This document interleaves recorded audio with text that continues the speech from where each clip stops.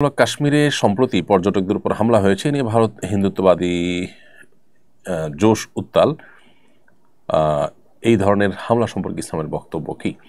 প্রথম কথা হলো যে এ ধরনের হামলা পরিকল্পিতভাবে মুসলমানদের উপরে দায় চাপানোর জন্য অথবা ভারতের যে ওয়াকফ আইন নিয়ে সারা দেশ উত্তাল হয়েছে সেটা বন্ধ করার জন্য কোনো রকম অপচেষ্টা গভর্নমেন্ট করছে কিনা সেটা অবশ্য বলা কঠিন। সেটা হওয়ার সম্ভাবনা খুব জোরালো। আবার একই সাথে এখানে দেশীয় এবং আন্তর্জাতিক নানাবিধ ষড়যন্ত্র চলমান আছে। ঠিক কোন কারণে বা কোথা থেকে এটা হয়েছে সেটা আল্লাহ তাআলাই ভালো জানেন একমাত্র।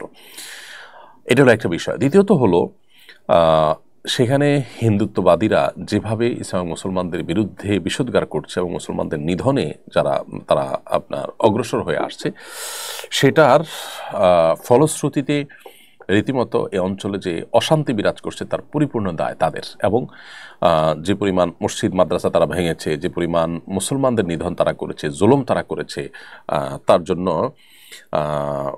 অবশ্যই ভারতের হিন্দুত্ববাদ এটার দায় তারা বহন করে। অতএব এ ধরনের হামলা করে উদরপিণ্ডি বুদর ঘাড়ে চাপানোর যে প্রচেষ্টা তাদের মধ্যে আছে, সেই প্রচেষ্টা বোঝার জন্য বা সেটা বোঝার জন্য নতুন করে পণ্ডিত হওয়ার কোনো প্রয়োজন নেই।